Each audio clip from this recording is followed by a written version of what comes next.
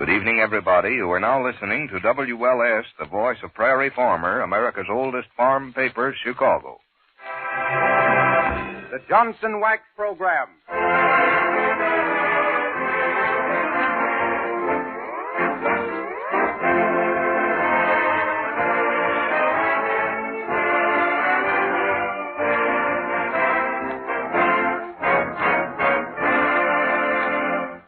Everyone. The makers of Johnson's Wax send you another syncopated symposium of salty sapience and salubrious songs with Rico Marcelli's orchestra and starring Marian and Jim as those merry menaces to monotony, Fibber McGee and Molly.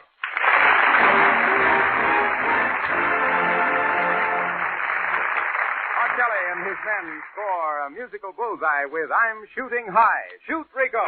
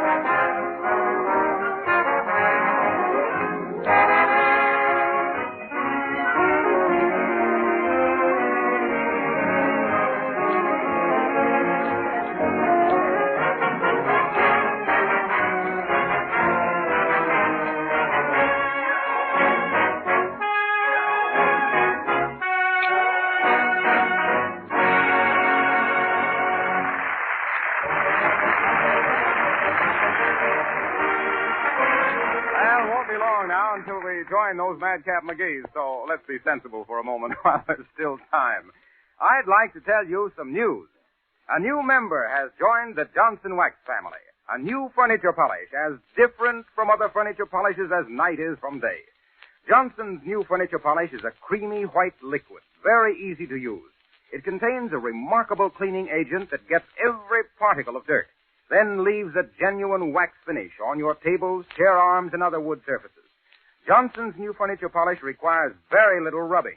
It gives a glowing wax polish with practically no effort. Unlike other polishes, Johnson's furniture polish contains no oil to collect dust or leave a sticky haze on your furniture. You're going to like this remarkable creamy wax polish that's absolutely free from oil. Ask your dealer for Johnson's new furniture polish, creamy white in a beautiful modern bottle. Now, if you'll kindly adjust your television screen to Wistful Vista, you'll find Fibber McGee and Molly on the corner of 14th and Oak Street, just passing the Wistful Vista Fire Department. Molly seems to be reproaching Fibber for something. McGee, I don't know what to do with you. I'm about at the end of my rope. Well, Molly, you know what to do when you get to the end of your rope, don't you? Just skip it.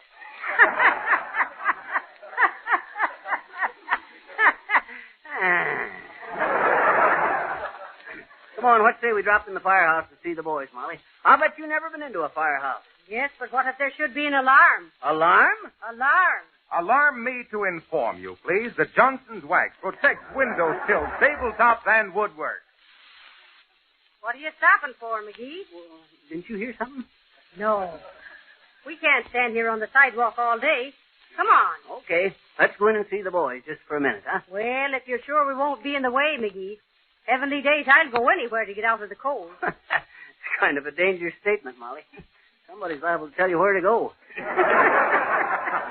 You get it, Molly? I said somebody... Oh, it ain't funny, McGee. Okay. And if you must go and visit the... Well, look who's coming along behind you. Huh? Who's... Oh, hello there, Geraldine. Hello, Miss McGee. Hello, Miss McGee. Well.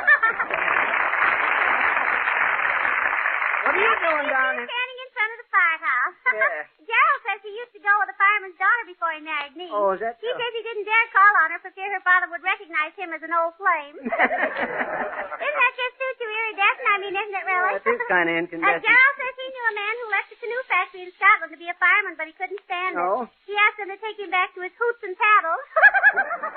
Isn't that idiotic? I mean, isn't it really? Yeah, Gerald Scott's is pretty bad. Gerald says that fire insurance is lots more sensible than tornado insurance because nobody can start a tornado. I told him that was an old joke, but he said he'd change it to plate glass insurance. 2 aspirins with every pain. But what on earth got you started talking about insurance, Mr. McGee? Me talking? I ain't said a You word. know very well we were talking about fire. Who? You're always changing the subject, as they said to Queen Elizabeth when she cut off Sir Walter's head.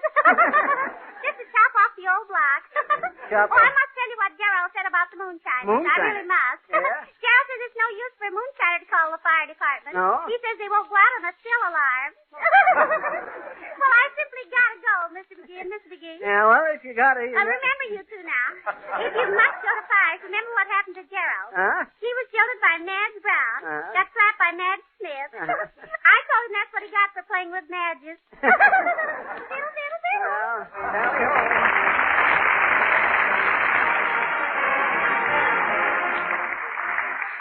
Marcelli and his men give us his new rhythmic interpretation of Moon Over Miami. And don't we all these days?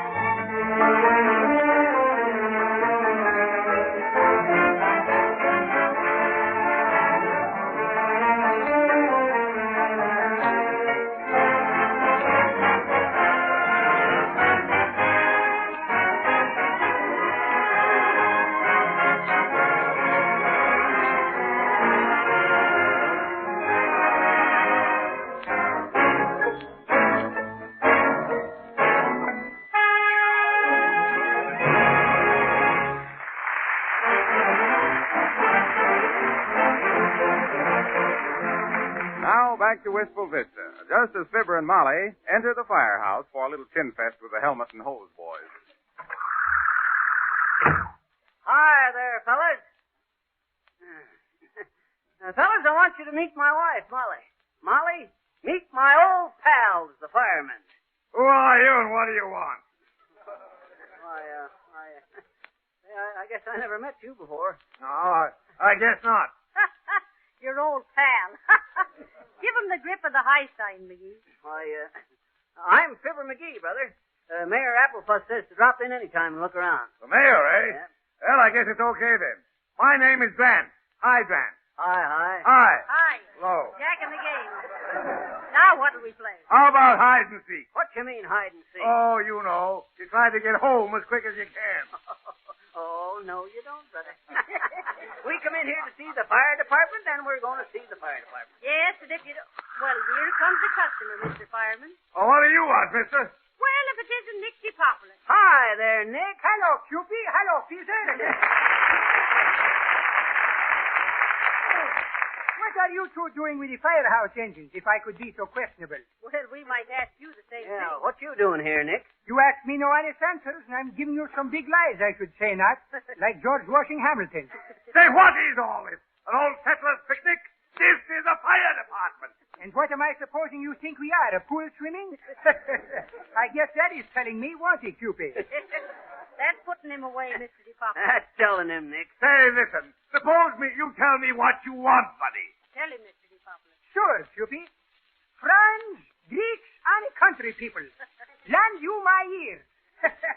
That is a very fine speech for beginning. Well, go on. Control myself, smoke itch in my eyes. I'm for to telling you as fast as I'm able to, so don't be so patient unless it is unnecessary. Now look, Mr. Fire Cheese, I'm for to having very fine restaurant business on corners of Oak with 14th Street. You've been there, I'm afraid not? Nick runs the restaurant down there, Hi. And very good food, too, Mr. Grant. So what? Is one of his steaks burning? Don't be so smart, crack, wise Alex. I'm for to having a fine big fire in my restaurant. Well, why didn't you say so? Come on, boys. Hey, wait a minute, Cheese, wait. My fire is not yet for 2 weeks. Oh. It is postponed on account of I'm for to having very good streaks of business in restaurants. So I'm telling you, if I should be for to turning in false face alarms sometime, unless it is 2 weeks yet, I'm just practice makes perfect. How's business with you? Well, what the... Well, I'll be... Don't say it, please.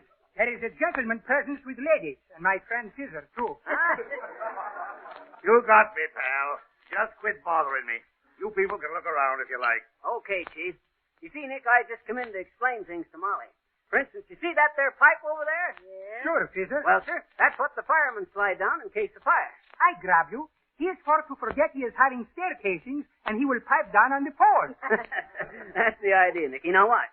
I won't take time to go upstairs and slide down, but I'll give you an idea how it's done by taking a running jump at it and grabbing it way up high. Oh, wait, McGee. Now watch this. Here I go. Oh, dear, oh, dear. Ow, ow. Oh, that thing's hot. Why, sure it's hot, Ignorant. That's the steam pipe. Boy, am I burned up. Get up, McGee. You're more scared than hurt. Okay. Heavenly days. Isn't that a big fire in? This is the biggest rumble seats I've ever seen since upwards from Hector. Sure. That's the biggest engine in the county, that is. Oh, shucks. I used to drive one bigger than that high. Oh, yeah? Yeah. When I was in Hooper's Holler and Agna Company Volunteer Department hose cart number 79. Our engine then was so long it was jointed into 4 places. Took 5 fellers to steer it. Why, we could have drove that bus up a spiral staircase. Oh, my. Shucks, this here old jalopy is just a kind of a little kiddie car for bonfires. This Scissor is some applesauce, he's convincing himself. Well, sir, as I was saying... Oh, here comes somebody, Bud. More trouble. Oh, Mr. Fireman. Where's the fire? No fire. Well, what's the trouble, kid? Oh, I just stopped in to tell you if you're having a fire anywhere near us this afternoon sometime, will you stop on your way and sprinkle our backyard for us? I promised my little grandson a skating rink for his birthday. I'll be real obliged to you, I'm sure. Good day, Mr. Fireman. So long, Toots. Well, can you... Skating rink. Of all the... Fireman saved my child a skating rink. Maybe I think this old Cupid is having a very fine idea to sprinkle backyards without costing something. To give a little cheap skating.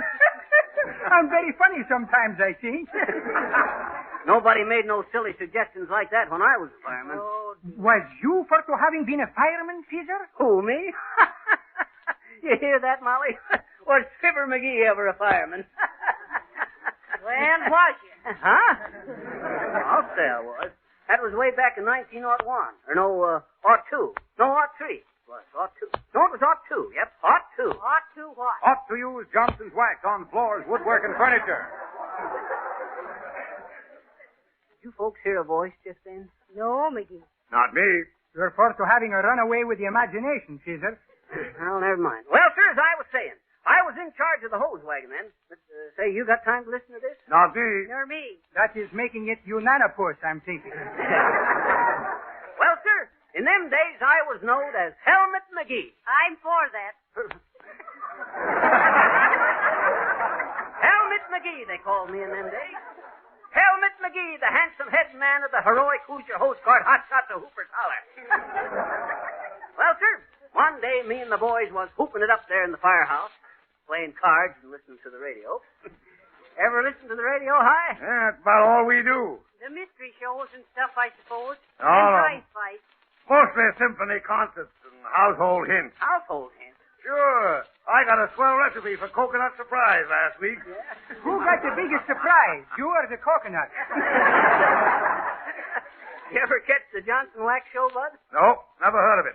What time is it on? Monday night at 8 o'clock. It should be on now. And Johnson's wax should be on your floors, furniture, and woodwork. Well, go on, McGee. Did you hear what I heard? That rabbit, don't look at me like that. I just thought somebody said something is all. Well, sir, we was sitting there during a kind of a lull when all of a sudden alarm comes in. 211, 411, 611, 711, shoot the work. McGee. Well, Well, sir, out we goes with the go-kart. Out we goes with the hose cart. Outside of the station he's not yet, and already he's for being tangled up with his stocking. You mean the hose? Sure, Cupid. It's all the same things in a big run. I'm killing me with this fine joke. As I was saying. Excuse you, Peter. As I was saying, we was testing out some new high-pressure hose. 18 inches in the diameter. How much? 18 inches. Something new. Well, sir, we got to the fire, and a sweet one she was, too. Flames leaping a mile high. How high? I didn't say nothing. Everybody got clear of the building except some folks up onto the 88th story roof. 88 stories. In a little village by the name of Hooper's Holler? Why, shucks. They got a Greenwich Village right in New York, ain't they? Well, sir, you could hear them poor folks hollering something pathetic. Save me. Save me. Save my wife. Save my man. Save 1/3 on the large-sized can. Well, Peter? Huh? Oh, excuse me. I thought I heard something. I got a kind of ringing in my ear. Well, sir, I signaled the boys to toss up the big extension ladder, and they done her. And when it was raised up, I hopped onto her and zipped up that ladder like a squirrel after a nut. Or vice versa. Oh. Up I went. Up. And say, I was going so fast, I went 12 rungs too many past the top of the ladder before I could stop myself and had to come back down. But I seen it would never reach the roof, so I slides back down to the ground, realizing that the situation was desperate. Well, sir, quick to flash. I knew how to get up that there roof. I know, with a parachute. How can you get up with a parachute? How should I know? Well, then what'd you suggest it for? Oh. You! Go on with you. I wasn't even there. I think we are perhaps in the wrong network again, maybe, with a script that doesn't belong to somebody else, and I don't blame them. Say, am I crazy or what are you talking about? All of you. Well, sir, quick to flash. I had the boys disconnect the hose and take off the nozzle at the other end. Then what does I do? But I crawls inside the hose and waved to them to connect it up again. And say, when they turned on that water, whoosh, out of the end of the hose I went like a bullet, right up to the roof on the building, where I landed graceful as a swan among the Well, sir, then it was up to me to figure out a way to get all them folks down to the ground, safe and sound. Well, all of a sudden I get to me a thought. Heavenly days. What's that now? Alarm high? Yeah. Down to the fireworks factory. Fireworks. One side, please. All right, boys. Grab it. Murphy, stand by. Weston on the chemical. Let's go. On the running board, Molly. Hang on to me. Come on, Nip. Puppy's up and shoot. Come on, Molly. Don't argue. That's the gal. Now, hang on. Hey, Molly. What, McGee? This alarm sure was lucky for me. Why, McGee? Just I don't know how I'd have got all them people down from that 88th floor.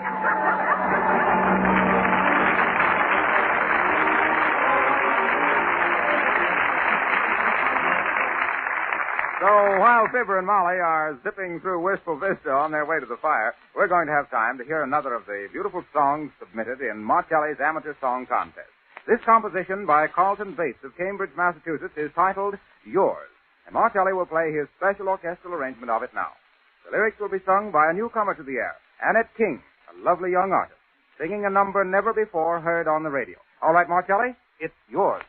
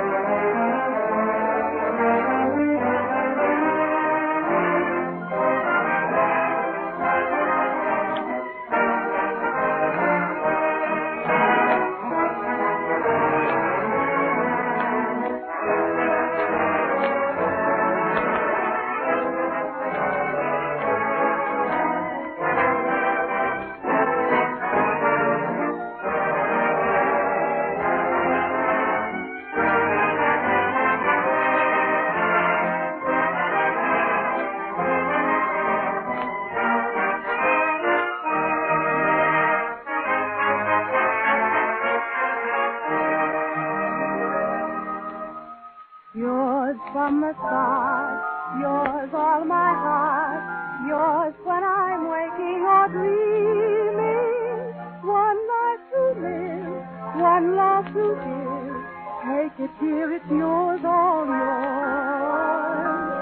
yours to caress, yours to possess, yours every thought, every feeling.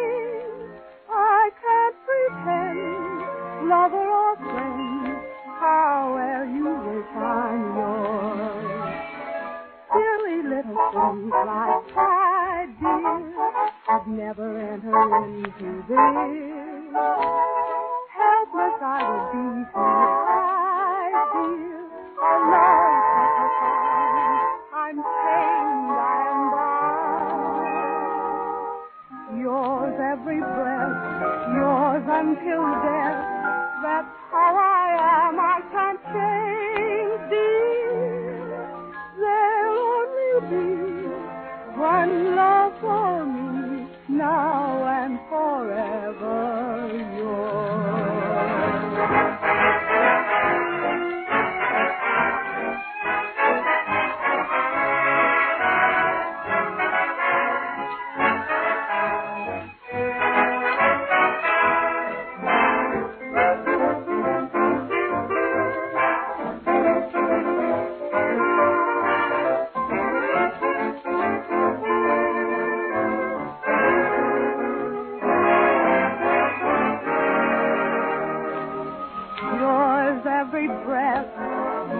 Until death, that's how I am, I can't change, dear.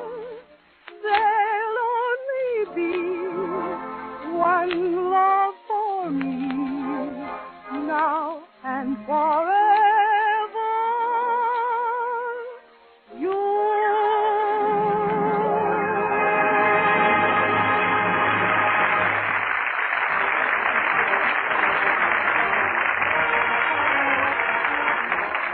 Thank you, Annette King, and congratulations to the composer, Carlton Bates.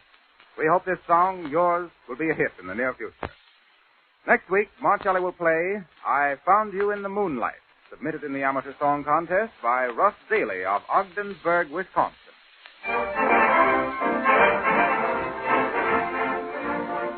Well, here they are again, Fibber and Molly just arriving aboard the fire engine at the Wistful Vista Fireworks Company, which is blazing merrily. All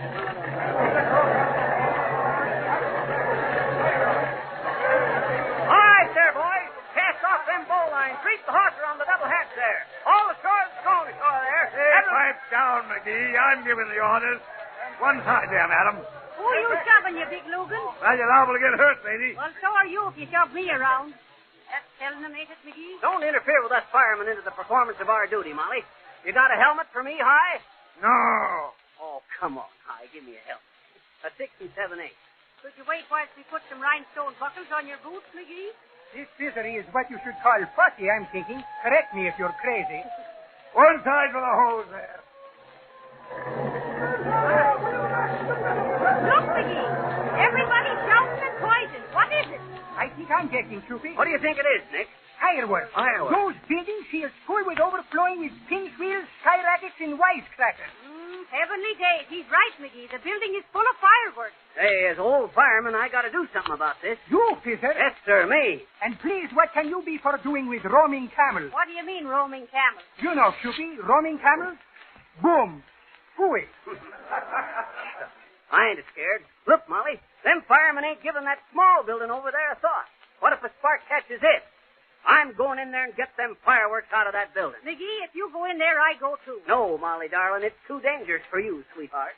Being an old fireman, I got to do it. Keep her here, will you, Nick? Sure, Peter. Also, Cupid can keep me here, too, I hope so. Well, let go of me, Mr. DePopular. So long, Molly. McGee, come back. Come back, McGee. Oh, dear, oh, dear. Cupid, remembering it's always darkest just before it gets too late. Oh, my. I knew we should never have gone into that firehouse. Oh, clam down now. Don't take it so hard.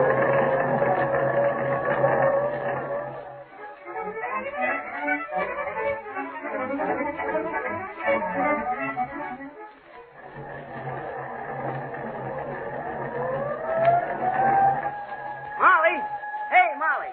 Here I am. Oh, McGee, I'm glad you're all right. Did you save the fireworks, dearie? Yep. Every dad-ratted box up. How's that fuse in the old head, Nick?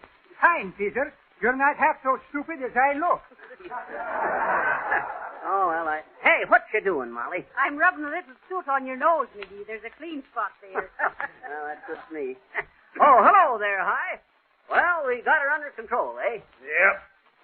Say, what's all these boxes doing here? What? They're full of fireworks, Chief. McGee saved him. He what? McGee took him out of this building single-handed. Say, what the... Who told you to do that? Oh, shucks, Chief, that was my own idea. Forget it. Give the medals to the other boys. Just because I done all the dangerous work ain't no sign I should get... What are you talking about? What was the idea of bringing them fireworks out here where all the sparks is flying? We put them in that building because it's fireproof. Oh! You see, you sap? There they go. I knew it.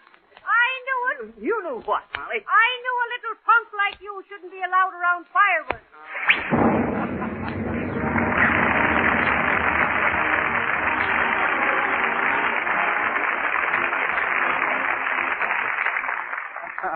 Well, it looks as though Fibber, as a hero, is always doomed to fizz and sputter out. But here's something that always backs up its own statement. I mean genuine Johnson's wax.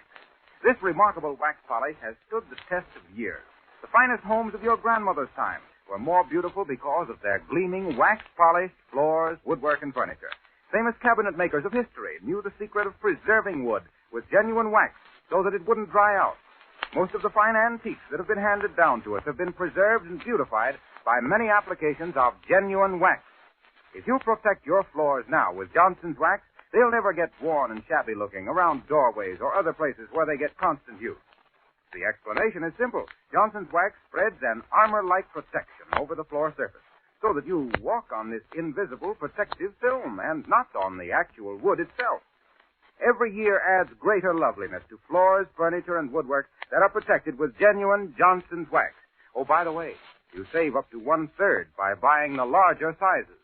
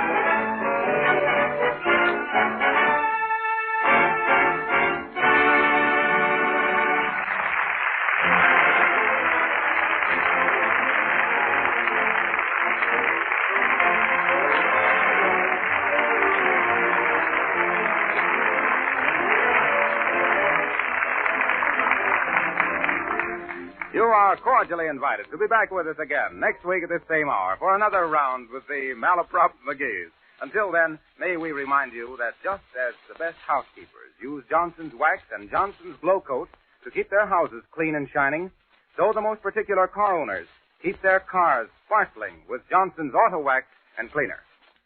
This is Harlow Cupid Wilcox reading a belated Valentine. Dear housewife, what my love life lacks is just to hold your hand in mine, so I can hand you Johnson's wax, and I can be your Valentine. Good night.